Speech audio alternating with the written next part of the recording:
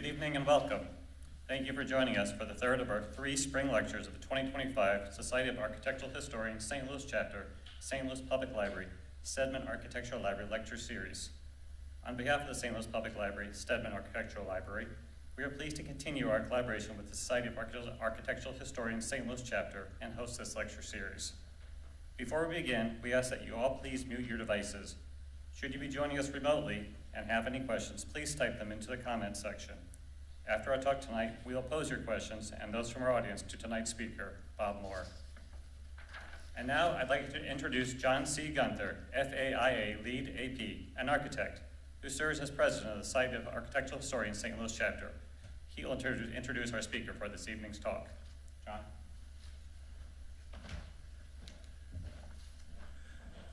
Thank you, Trent, for your welcome and for hosting this talk. Please know how appreciative we are to the St. Louis Public Library, Steedman Architectural Library, for our continued collaboration for our Architecture Around the World lecture series. It is my privilege to introduce our friend and colleague and tonight's speaker. Robert J. Moore, Jr. is a senior lecturer at Washington University in St. Louis in the Sam Fox School and a retired public historian for the National Park Service. Bob is also our vice president of the Society of Architectural Historians St. Louis Chapter. He holds a Bachelor of Fine Arts degree from Syracuse University and master's and PhD degrees in history from Washington University in St. Louis. He is currently at work on a biography of landscape architect Dan Kiley. Tonight, Bob will talk about If It Is Built, I Will Be Remembered, the first women to practice architecture, 1436 to 1850. His talk will cover the lives and built works of 8 women who designed and built structures, most of which are still standing, in Europe between the Renaissance and Victorian era.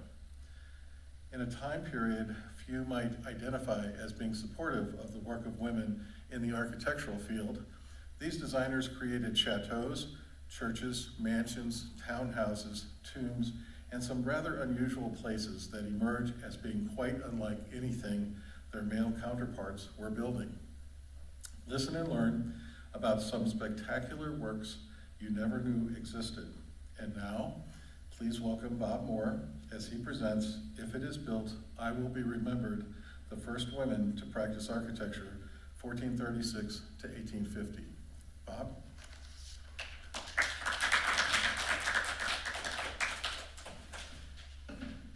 Thanks so much, John. It's really good to see so many familiar faces in the audience tonight. Thank you, everybody, for coming. Hopefully something a little bit different tonight than we're used to seeing.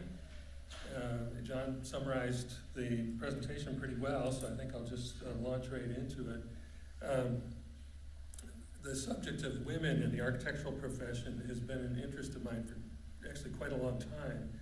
I was impressed by the work of such people as Julia Morgan, San Simeon, and Asilomar, and Theodate Pope in New York, in the New York and Connecticut area.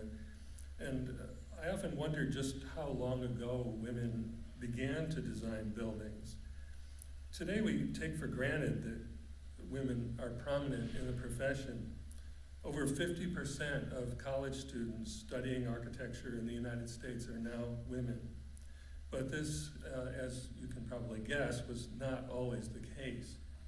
Between about 1900, when women began attending college in some numbers to study architecture, and 1960, only about 1% of architects in the United States were women. Contrary to the popular myth, the ratio was even smaller in Europe. And it was a steady number.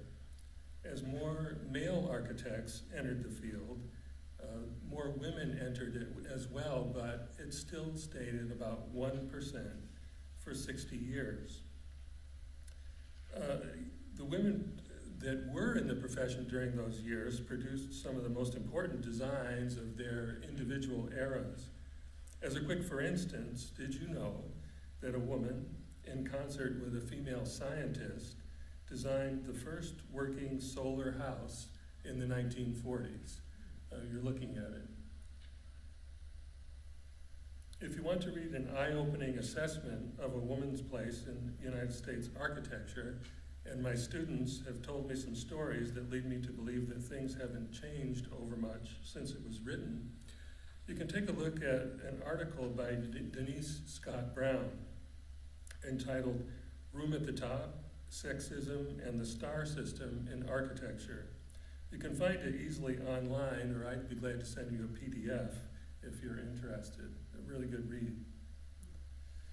If we try to examine the work of women in architecture chronologically, we run into a lot of stumbling blocks. First of all, how do we define architecture? And how do we define an architect? For the purposes of this talk, I'll be referencing women who designed structures that were actually built. There may have been many plans made on paper, and probably there were many of which we're not aware today. But the structures we'll be seeing were designed by women and were actually built. Of course, we really have no idea how many women designed structures in the past or during what time periods. Records weren't kept and adequate cultural information wasn't recorded. We generally think of designers, especially early female designers, as being women of wealth and privilege, but this isn't necessarily so. Much of what we see today as vernacular architecture may have been designed by women in the unrecorded past. Women were the ones who, in the division of labor in early societies, took care of hearth and home. Since they had to clean the house, cook the meals, and wash the clothing while the men were out hunting, why wouldn't we suspect that they had a hand in the development of their dwellings? Such structures as a yurt or a teepee, why wouldn't these have been designed by women?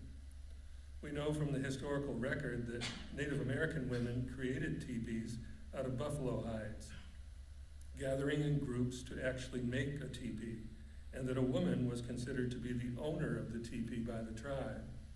It was the woman and her children who erected the teepee and took it down as the tribe moved from place to place. Similar situations existed in other cultures as well. Unfortunately, history doesn't provide us with the information we'd like to have about such dwellings. It's interesting when you look up any of the women we'll examine tonight that you'll find it said about them that they were the first woman architect. Obviously, they can't all be the first, and probably none of them were the first. If we begin at something like a beginning, we could start with an early reference. In the 15th century of the Common Era, we begin to find references to women as designers. And I'll repeat this image as we go through the program tonight. It's a timeline going from left to right, and the individuals we'll be speaking about at different points will be highlighted in red as we get to them. And then on the map below, I've highlighted in red where the built work exists within Europe. We all know that Filippo Brunelleschi won the competition as the architect of the Duomo of Florence in 1420. 16 years later, the dome was complete, and another competition was held for the design of the lantern to surmount it. Brunelleschi won that one too, against 5 competitors, but one of the 5 was a woman. In a codice that was written contemporaneously, a man named Anonymous Florentino said that Brunelleschi made the model of the lantern of said temple, which many people proposed doing in different ways, even to a female who dared to bring a model of her own. From a second reference in Brunelleschi's contemporary biography, it seems the woman was a member of the artistic Gaudy family of Florence. These references are entirely legitimate, but provide far less information than we would like about who this woman was or if she created other designs. Our next known woman architect, let me get you to the right slide here. There we go. Our next known woman architect is Catherine Briconnet, a French noblewoman born about 1494. Unfortunately, we have no images of her. She married well. Thomas Beauhaire, finance and tax minister for Kings Charles VIII, Louis XII, and Francois I. When Beauhaire bought the Chateau de Cheneseaux in the Loire Valley in 1512, it was just a rundown manor and mill. Thomas went off to serve with his regiment in Normandy. He was the paymaster, and then fought in wars with the Italian states. Seems like I'm maybe off here. Sorry for this, but it seems like each time I push this button, I'm going forward and not back. So I apologize. I'm getting you on the wrong slide. So this is where we want to be. So the husband, Thomas, that is an actual picture of him there, went off to serve with his regiment in Normandy and fought in the wars. And so there was a good long time when he was gone, between 1513 and 1521, a period of 8 years. Catherine supervised construction of the chateau, making important architectural decisions. Brigonnet was so proud of her work on the house and pavilion that she had an inscription carved on the side of the door leading to the courtyard that, when translated, says, "If it is built, I will be remembered." And there you can see that inscription there. In 1524, shortly after the building was completed, Thomas Beauhaire died in Italy in the king's service. Catherine died 2 years later at only about 30 years of age. The original part of the chateau, completed under Catherine, is seen on the left of this image. So it's not the part that bridges over the water, but it's this part. And she also worked on this tower. And this was the same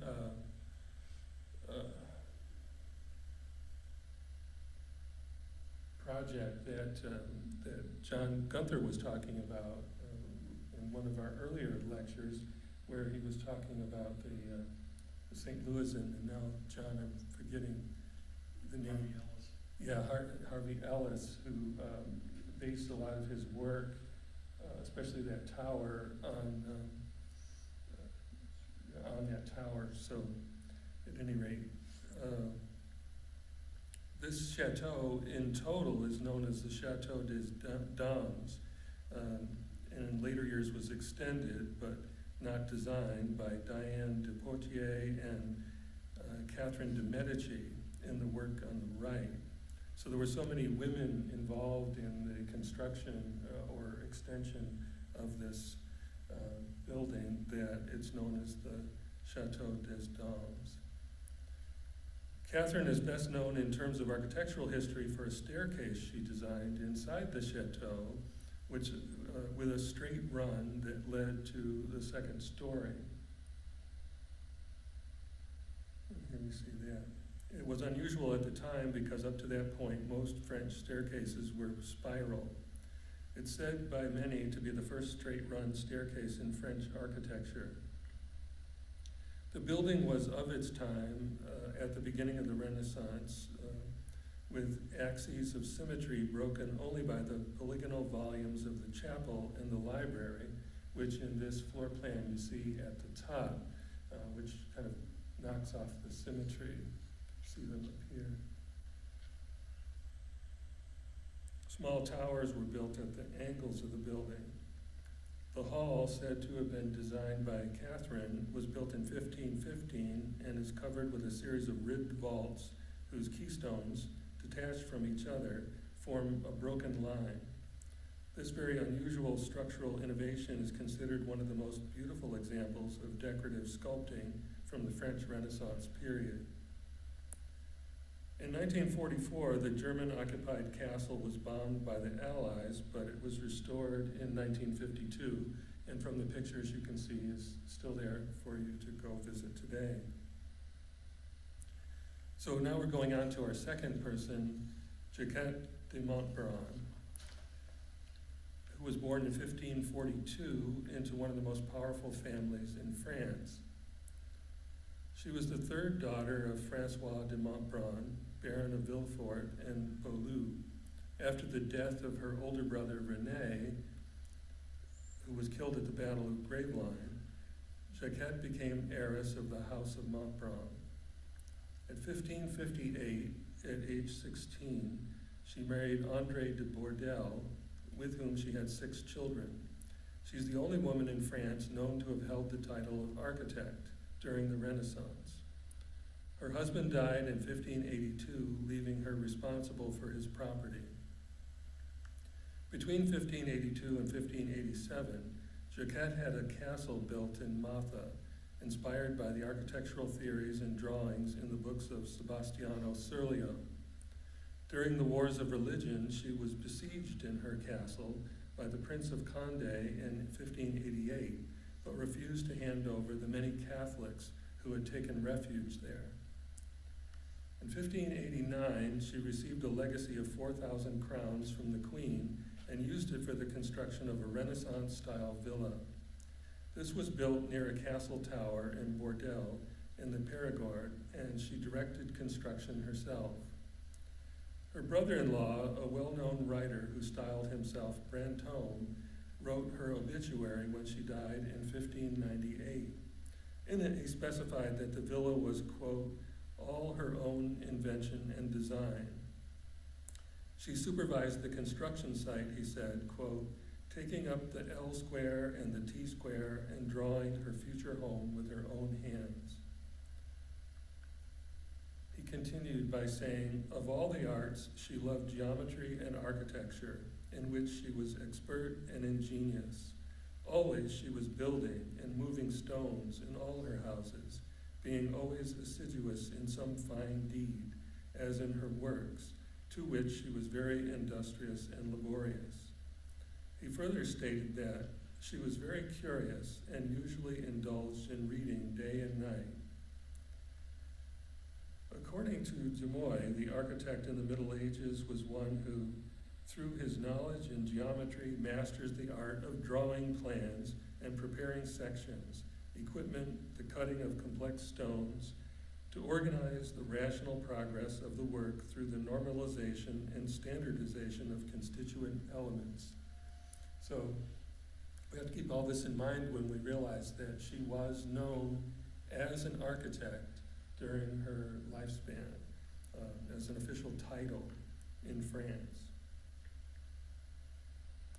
Jacquette's castle at Matha is a Renaissance pavilion configured as a 3-story square tower rising on a barrel-vaulted passage.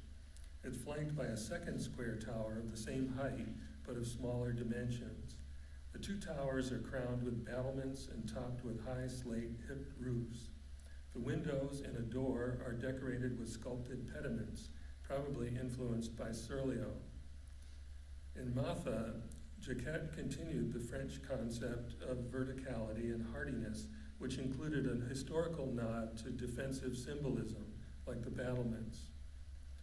When examining details of the building, one can see how she incorporated details from Serlio's books for the classical window surrounds and statuary niches, which in her time would have been an attempt to modernize the overall look of the structure.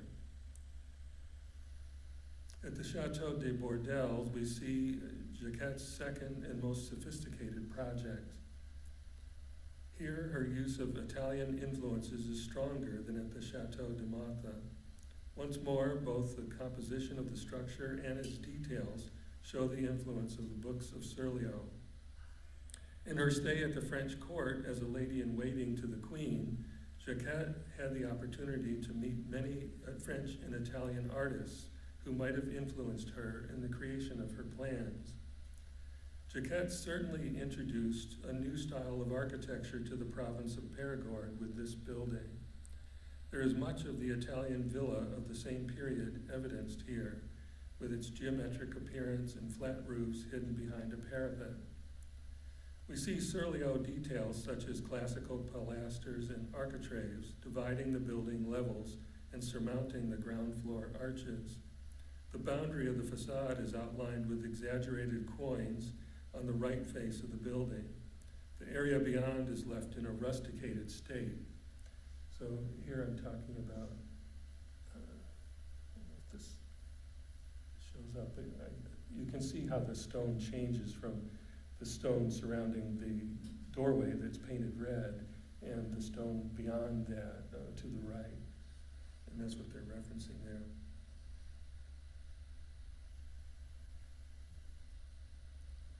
Some of Jacquette's Doric frieze in the architrave was disturbed by later alterations to the building and never replaced. So you can see how that is missing just over the top of that window at the very center there. Notice that the battlements are topped with alternating triangular and curved merlons, similar to the way Serlio or Palladio's books depict lintels atop windows and door openings, but instead they're on top of the battlements here. The artistic choices of Jacquette de Montauban influenced other contemporary Périgord buildings, such as the Chateau de Combes, which we see here. This was built starting in 1587 for her son-in-law, Pierre de Fayard, and it received a Doric portals identical to that of Bordel's, adorned with a very particular Doric composed of olive and oak branches in the spandrels, and a frieze of triglyphs and roses. The general appearance of the Chateau de Combes and the presence of modillions under the cornice of the top floor are also probably indebted to Bordel's.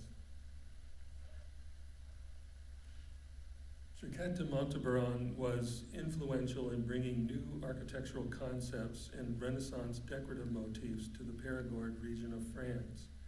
These ideas were disseminated through a network of family and court acquaintances to a wider district, making Jacquette a crucial architectural figure in her region during her lifetime. Our next person is Clotilde Brici, who was descended from a family of artists. She was born on August 13th, 1616, to Giovanni Brici, a painter, musician, and author who ran a shop near Santa Maria del Popolo in Rome, Italy, and a Neapolitan mother, Chiara Cupida. Clotilde had 7 brothers and sisters, only 3 of whom reached adulthood. In the workshop of her father, Clotilde learned to apply her talents to painting and drawing. As a student, she made shop signs and created wall and canvas decorations while studying with a group of artists who gravitated around Cavalier de Arpino. A fellow student was Caravaggio. Giovanni Brici was able to ingratiate his talented daughter to a network of contacts and commissions. One of her earliest triumphs at age 24 was for the Madonna and Child in Santa Maria del Montesanto, which was painted about 1640. This piece was impressive enough to allow Clotilde a place of honor in the mass production of devotional images of saints, virgins, and martyrs.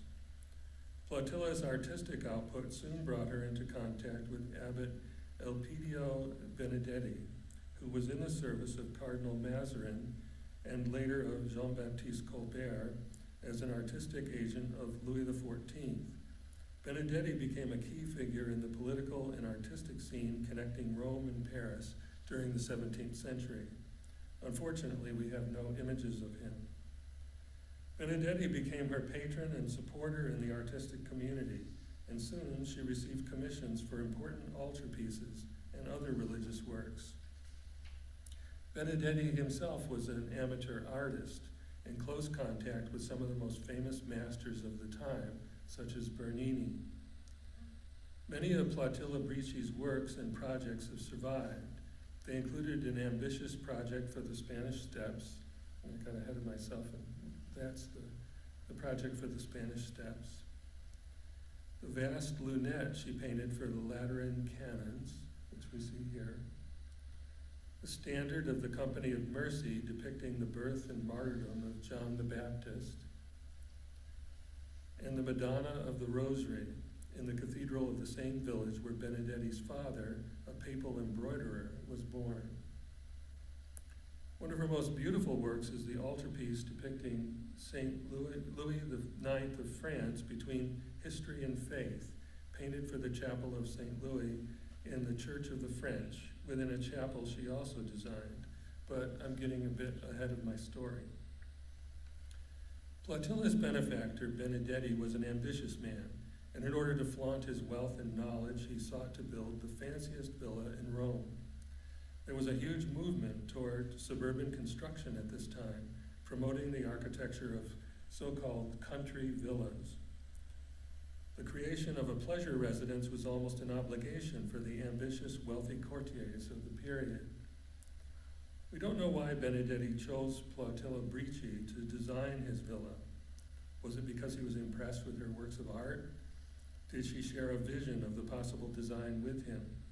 Did he wish to stand out within the social elite by hiring a woman to be his designer?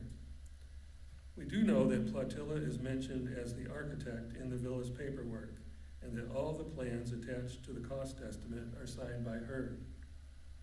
The final line of the contract states, quote, "I, Platilla Brici, architect, wrote the aforementioned chapters with my own hand."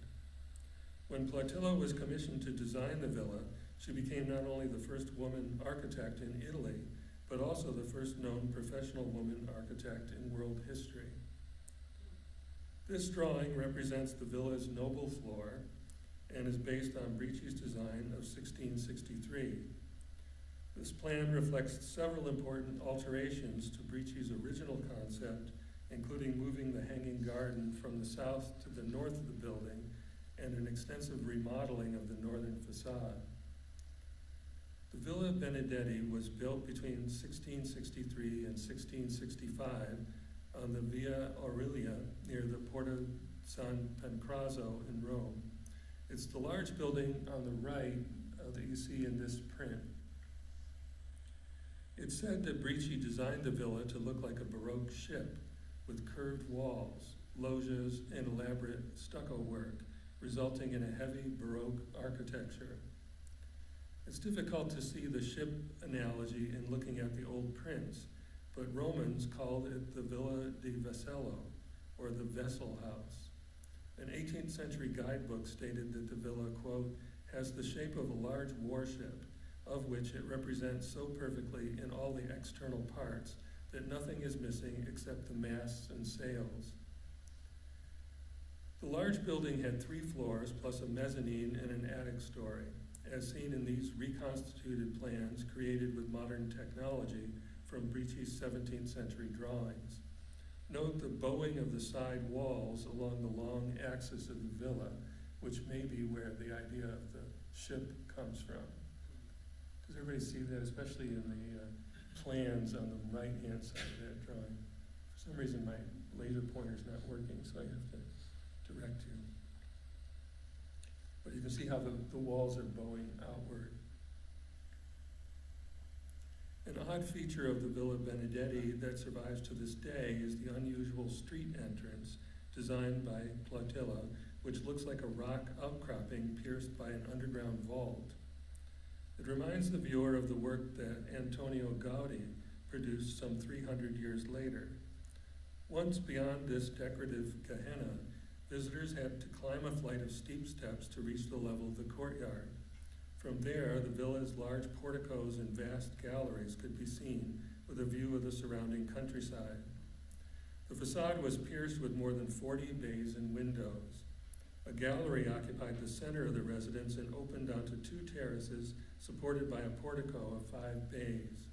A second floor contained the abbot's bedrooms and personal offices. A balustrade stamped with false pilasters and ornamental pots crowned the entire building. Construction commenced in the fall of 1663 and lasted 16 months.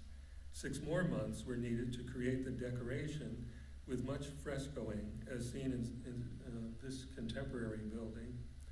Benedetti took possession of his home in June 1665 when the plaster was not yet dry and the decorations incomplete. Plautilla Brici took on major portions of the painted decoration herself. During the construction phase, the plans for the villa were changed several times, resulting in a much altered appearance of the completed building. In April of 1664, Benedetti went to France, where he visited the Chateau la Vicomte and Fontainebleau. Influenced by what he saw, he sent drawings back to Brici in Rome to suggest changes to the plans. Upon his return, Brici's original design was modified by Gian Lorenzo Bernini's workshop according to Benedetti's requests. Although Plautilla made the changes to the plans and was superseded by the Bernini studio, she remained the architect of record and continued to supervise construction. Benedetti was an invasive client to the point of forcing Plautilla to radically modify the project, eventually taking control of the site from her and entrusting supervision to her brother, Basilio. Benedetti later omitted the name of Plautilla in the authorship of what he came to see as his own work. Benedetti wanted to get rid of Plautilla, and who was becoming a nuisance to him. He intervened with the church wardens of St. Louis de Francais, the parish of the French in Rome, to secure a contract for Plautilla to design the layout and decoration of a chapel within the church. The work began toward the end of 1664 and lasted for 16 years.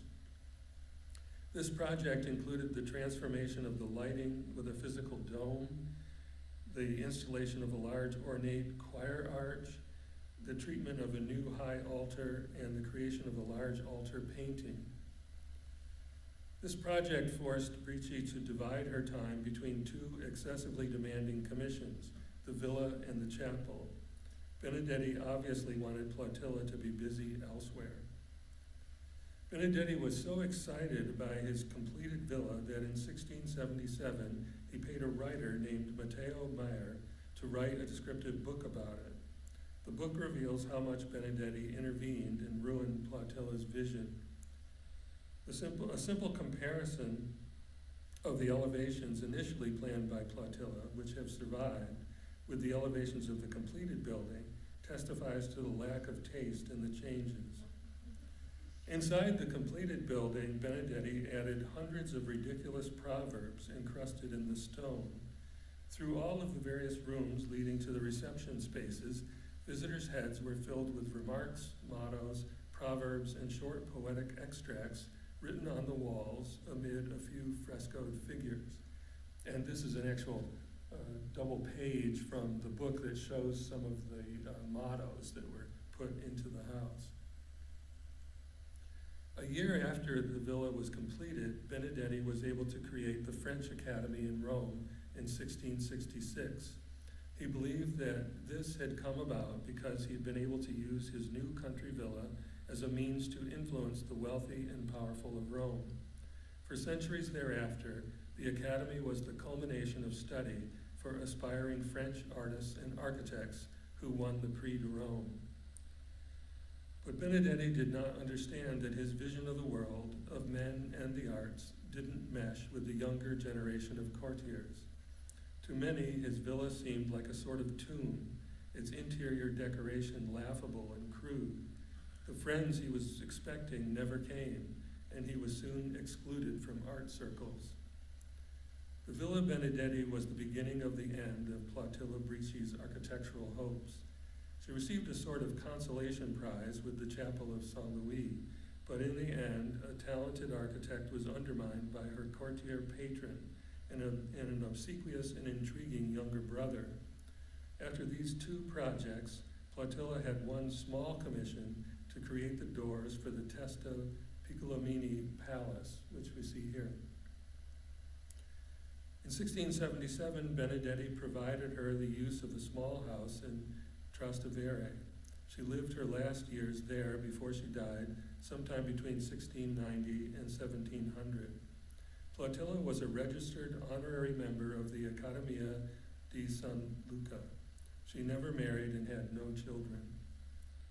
In 1849, the villa was an outpost for Garibaldi's troops engaged against the French army, and being at the center of the battle, it was seriously damaged. All that remains today is the peculiar boundary wall that includes the cave facade.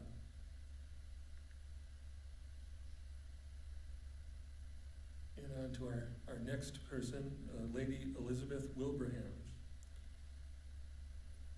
who's a very controversial entry.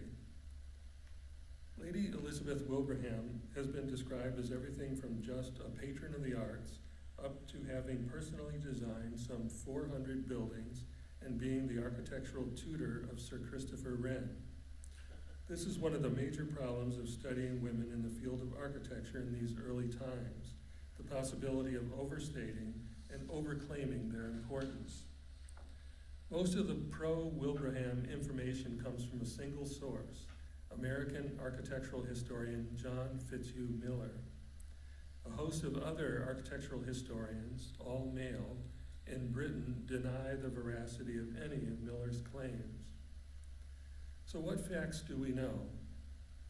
Elizabeth Mitten was born into a wealthy British family in 1632, and when she was age 19, married Thomas Wilbraham in 1651. They went on a European honeymoon together, which became an opportunity for Elizabeth to take an extended architectural study tour. In the Netherlands, Elizabeth Wilbraham met and spent time with architect Peter Post, creator of the Dutch Baroque style of architecture. He might have shown her his Maurits house at The Hague, built between 1636 and 1641, and the Palais de Bosch, built between 1645 and 1647. These buildings would have shown her what Post was capable of doing. Here we see his Maastricht City Hall, considered his most accomplished work, but it's not something that Elizabeth saw because he didn't even receive the commission until 5 years later.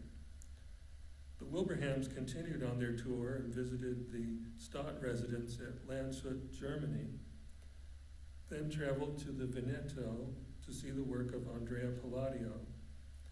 We don't know which of the famous villas she saw or how many, but we know that this style of architecture was new and somewhat revolutionary in England during Wilbraham's lifetime. When the owners of Wotton House in England organized a conference of architectural historians to try to determine who might have designed their building, it was inconclusive. In 2010, 2 scholarly papers were written on the topic following the conference. Sir Howard Colvin proposed that John Fitch may have been the original architect, while John Fitzhugh Miller proposed Lady Wilbraham as an alternative. The problem with Miller's arguments is a lack of proof, for there are no letters or drawings with Lady Wilbraham's name connecting her with any architectural project. Miller's argument is based on annotations in her copy of Palladio's books and visual similarities he claims are signatures of her style in many British buildings. In fact, Miller claims that she designed some 400 buildings. James Campbell, an architectural historian and Wren scholar at Cambridge, suggests Miller's claims are based mostly on imagination and speculation. Gareth Williams, the curator of Elizabeth's own home, Weston Park, said that no proof existed of Elizabeth having a career as an architect. Noting where Wilbraham visited during her honeymoon and with whom she associated, Miller states that many of the 400 buildings attributed to her show a strong familiarity with both Italian and Dutch, but not French, architecture, which she synthesized into a sophisticated British style. Some of the better-known buildings which Miller claims Wilbraham designed are Belton House in Lincolnshire, Park House in Sussex, and Windsor Guildhall in Berkshire, which I've actually got on the screen now. The original building is on the left. There's kind of a double building there, and the original building's on the left-hand side.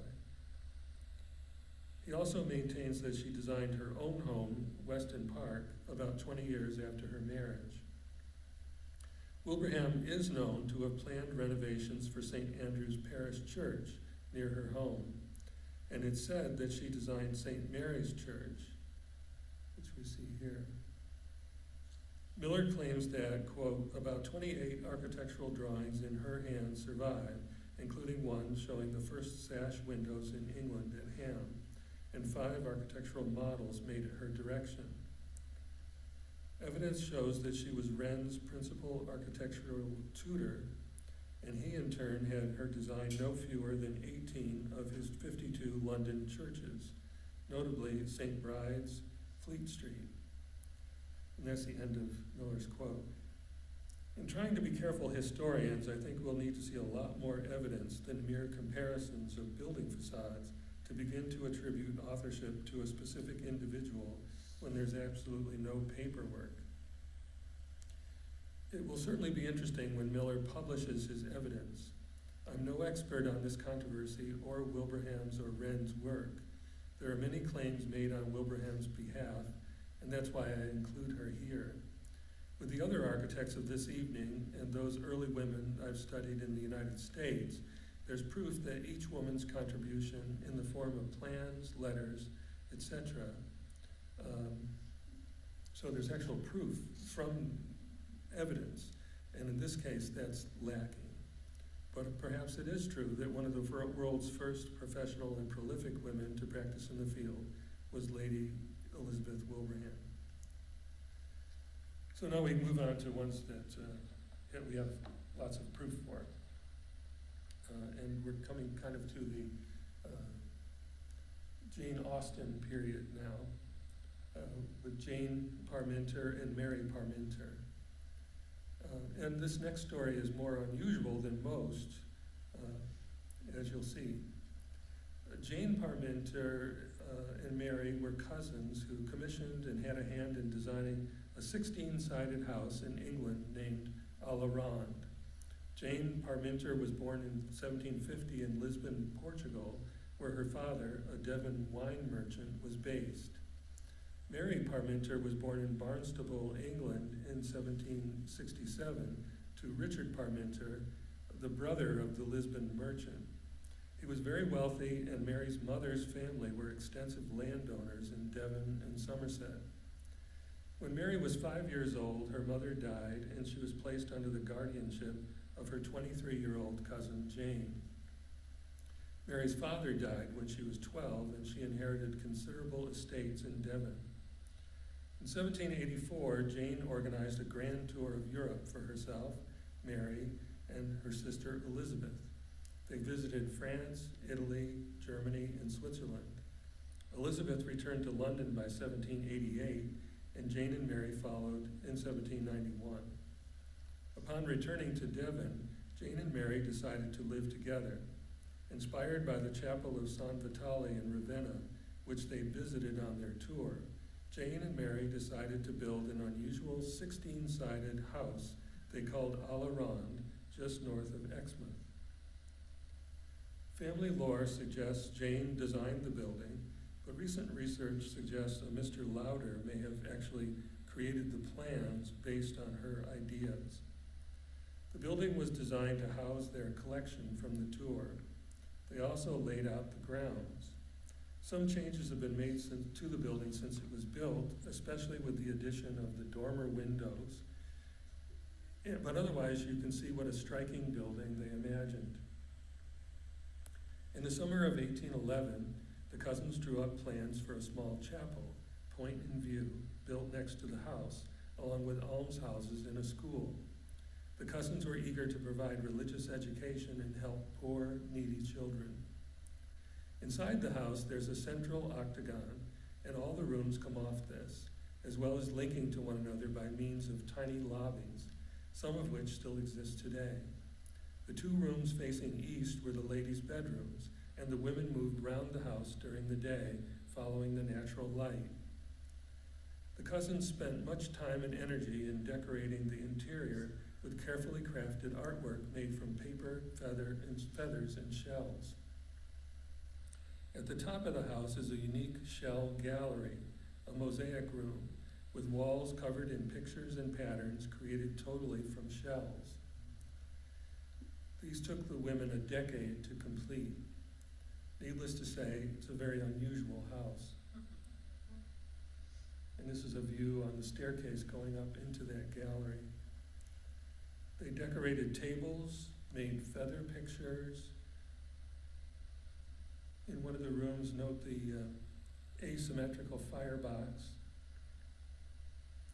The frieze at the ceiling level of the drawing room is made from feathers from birds on the estate, fashioned into a series of concentric circular patterns.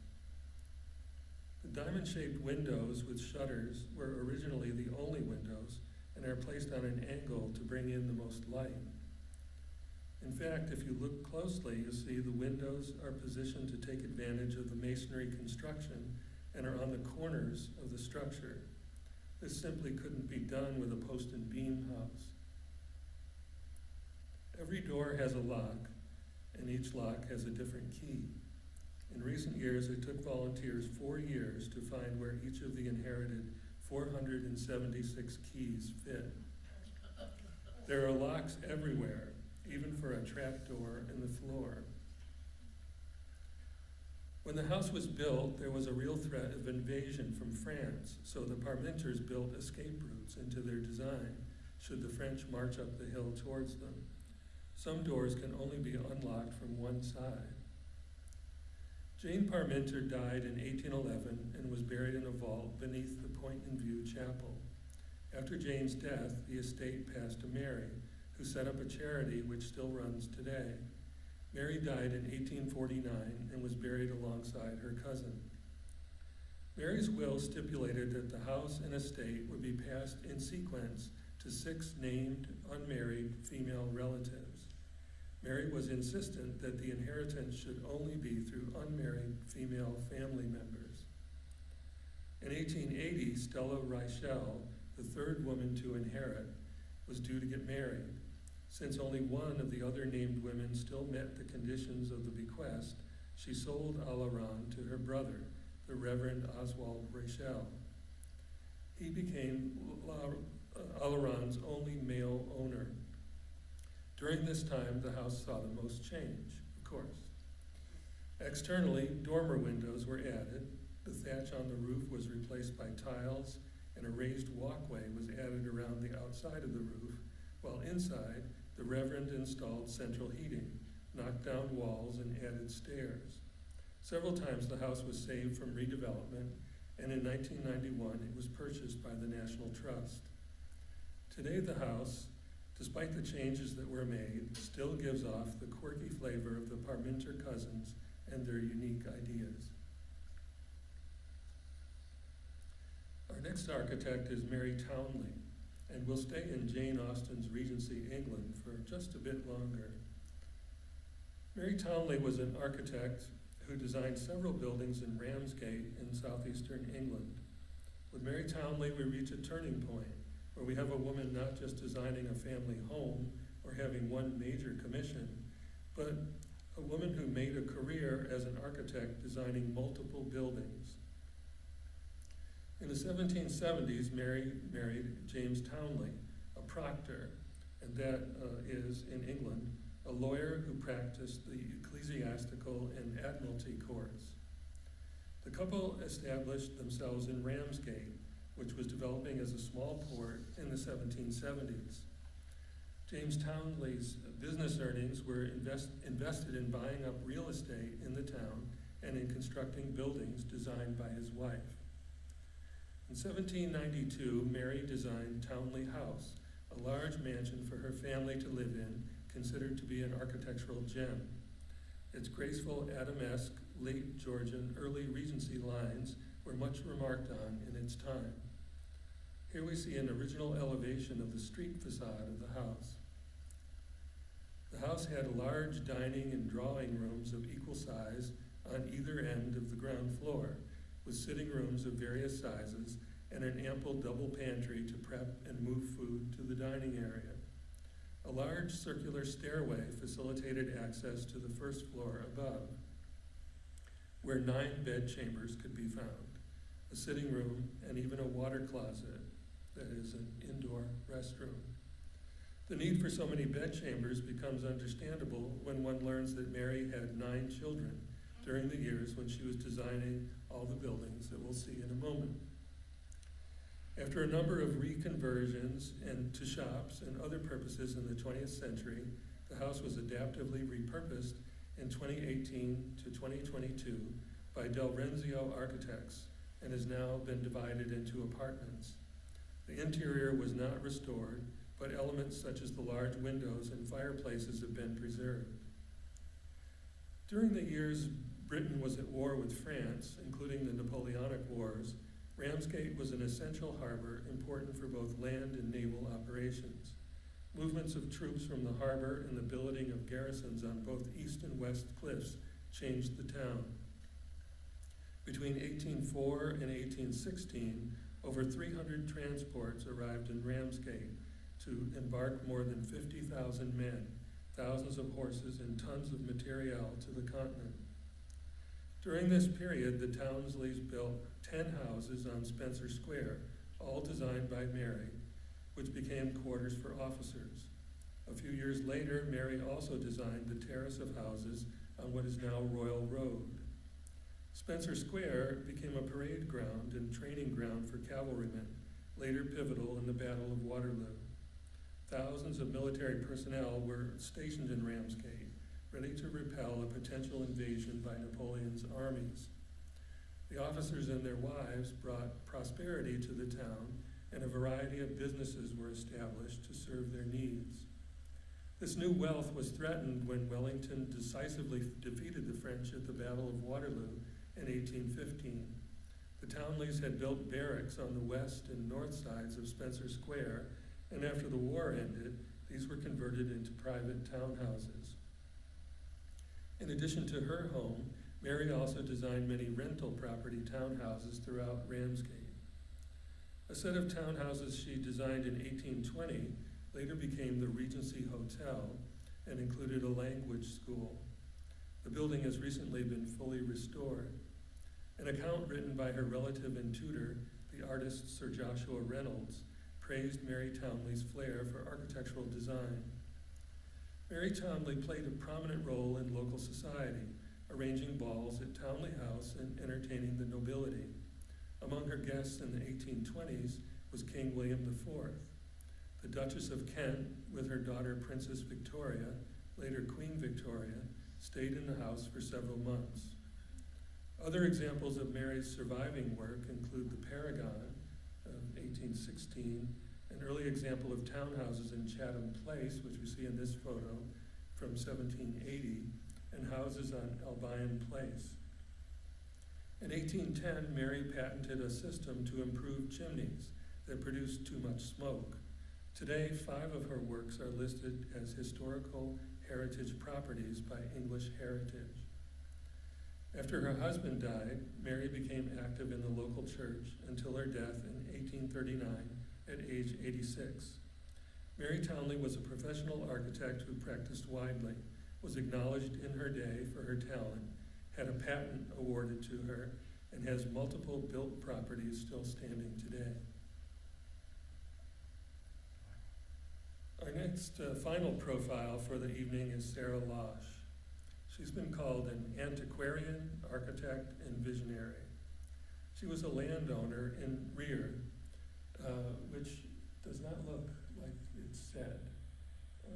You see the last word at the end of the caption, that is pronounced Rear. So it's in Cumbria, and that's where her primary work, St. Mary's Church, can be found. She's been described as a lost romantic genius.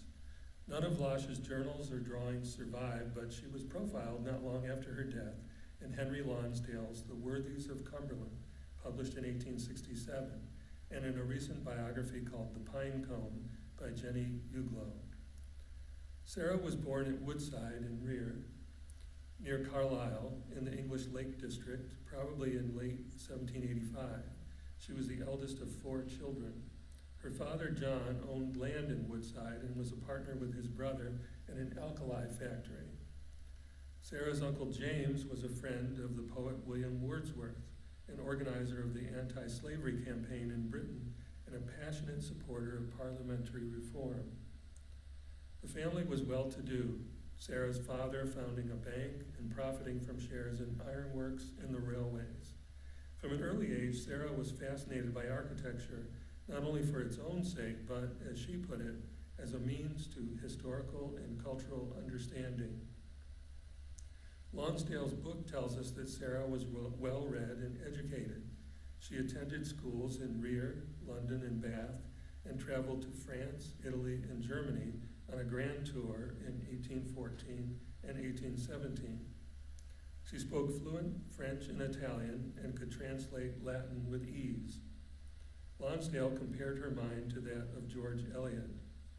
She was proficient in algebra and geometry and knowledgeable about geology and fossils.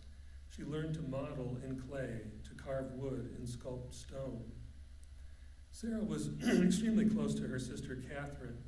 Of the two sisters, Catherine was the more outgoing, Sarah the more introspective and intellectual, but both were deemed charming. Above all, they were inseparable companions, both at home and on their grand tour. Sarah and Catherine Losh designed, funded, and built several projects in and around Rear from the late 1820s onwards. An example is a replica of Bewcastle Cross as a memorial to her parents, installed in 1835, and a free school for the children of the poor. In 1835, when Sarah was around 50 years old, Catherine died. Sarah was devastated by the loss and never fully emerged from mourning in the 18 years of life remaining to her. Catherine's death caused great sorrow, but also motivated Sarah into a period of astonishing creativity. By 1840, the tiny local chapel of Rear had fallen into disrepair, and Sarah convinced the local authorities to allow her to restore it. After discovering that it was too derelict for restoration, she asked for something more. In her own words, she agreed to, quote, furnish a new site for the chapel and to defray all the expenses of its re-erection, but only on condition that I should be left unrestricted as to the mode of building it. The offer, with its blunt condition, was accepted, and Losh set to work. Excuse me. The church project brought out her antiquarian interests and love of the natural world. Financing the church out of her own pocket, she tackled every detail of its design herself, thinking it through into a coherent whole and imparting it with a carefully reconsidered view of architecture and its relationship with society and religion. One further event influenced her design. Although she never married, Sarah had a close attachment to a school friend, a Major William Thane, who, while serving with the British Army, was killed by a poisoned arrow at the Khyber Pass in Afghanistan in 1841. A memorial to Thane was set up on the church grounds, but the church itself can also be seen in part as a memorial to him. Losh based her design on early Christian basilicas with an aisleless rectangular nave ending in a semicircular apse. She termed the style Early Saxon or Modified Lombard. It's a style which Sarah may have seen in Italy, but the church also includes historically French features. Nicholas Pevsner, in his 1967 book on architecture in Cumberland and Westmoreland counties, theorized that Losh was inspired by architects in Berlin and Munich, who had begun to revive Lombard architecture in the 1820s.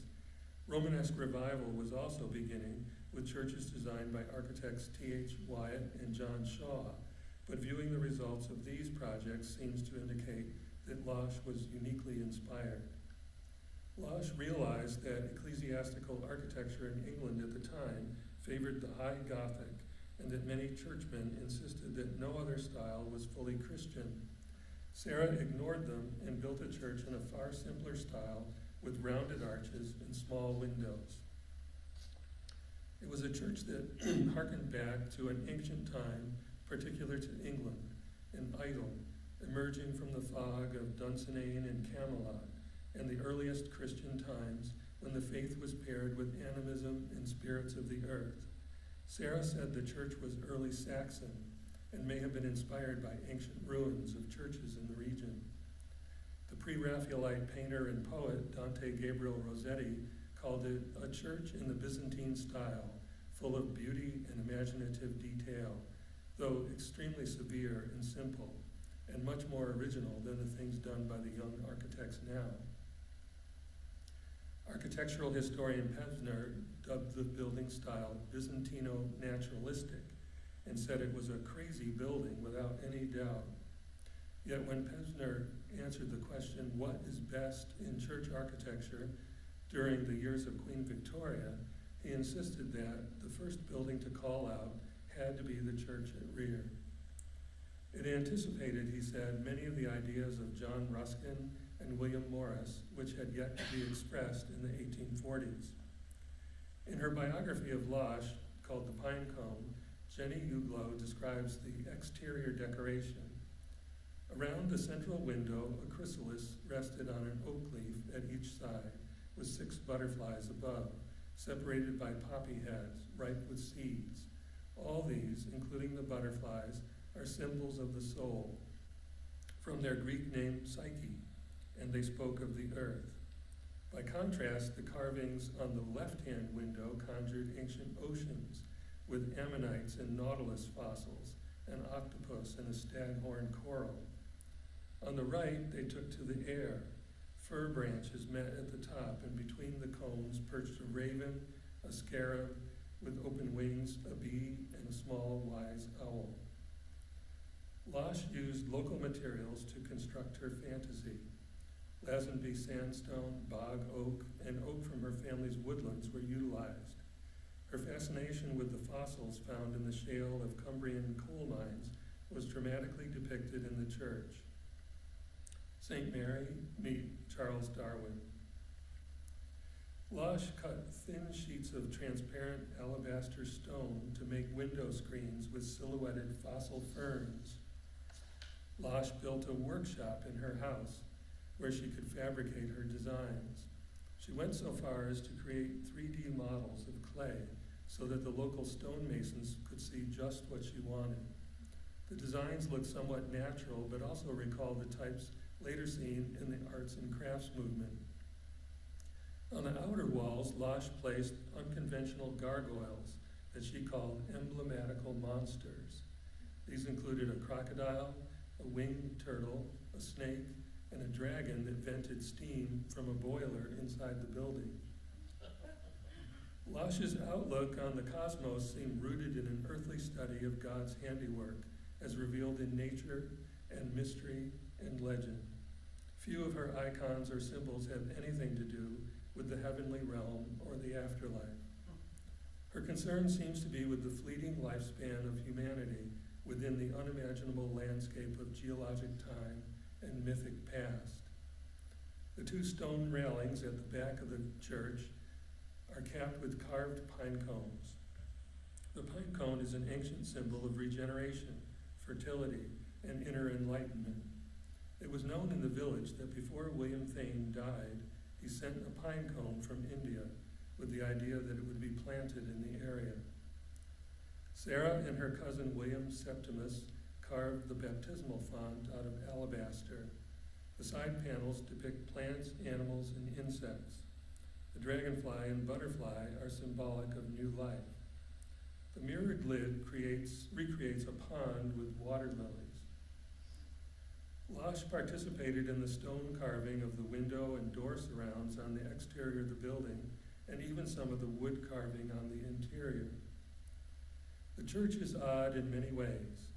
Losh designed the chancel with a freestanding altar, familiar to us today, but highly unusual in the 1840s. In Losh's placement of the altar, the minister faces the congregation, which follows the historical early Christian practice. In this view, you can see the window screens in the deep recesses of the stone-carved window openings above. The church was completed at a cost of £1,200 and dedicated in December 1842.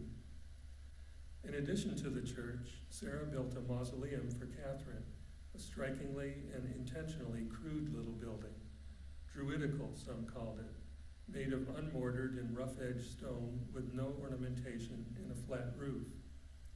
Within is a smooth white marble sculpture of Catherine by local artist David Dunbar. The statue contemplates a pine cone resting in her lap.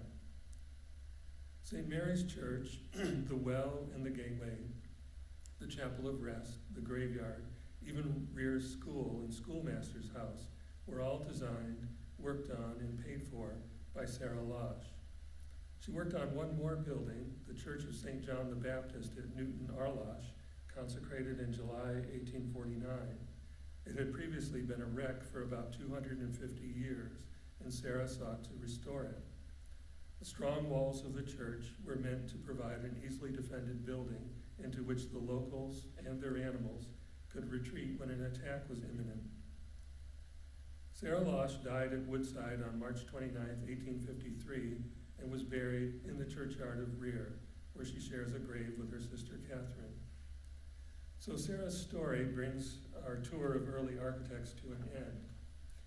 As more information is researched and discovered, the story of women in architecture may be furthered and this program rendered obsolete. We can only hope that this will happen and that we can learn much more than we currently know about these architects and others. Clothea Woodard Smith said that she was an architect with a capital A and not a woman architect. Nevertheless, I feel that it's important to inform our society, and particularly young women who aspire to be designers, that they're part of a very long legacy of contributing to the built environment of this earth. Thank you very much.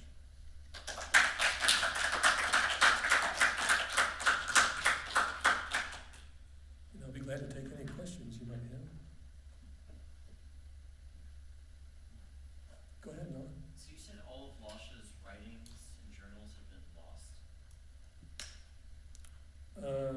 No, Losh's materials still survive. Oh, Losh's, okay. Maybe you were thinking of Wilbraham, like Wilbraham, stuff. okay, Wilbraham must have been what I was thinking. Yeah, that's the big mystery. Hugh Miller has materials that he's collected that he hasn't shown to anybody yet. So he may actually have proof that she made the designs, but we don't have it currently. And you say he's working on a book about her? That's what he says, but it's been many years. Of course, it takes many years to write a book. Yes. So who knows? We may still get it. Any other questions? Well, thank you so much for your attention tonight, and thanks so much for coming.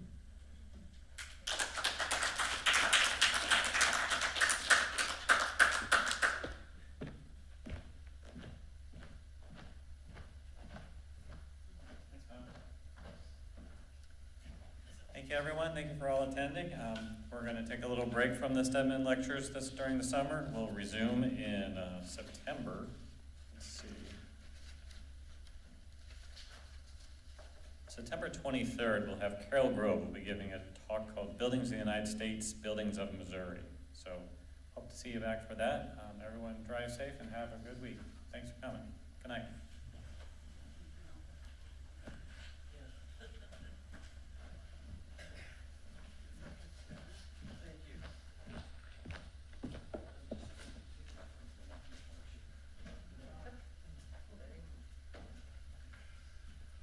Thanks, Bob, good to see you. Very good to see you too. Oh, yeah, It's been a long time. yeah. You guys hang out any place in particular, or? No, No, me either. no. You can find me, you can get one here. So that was the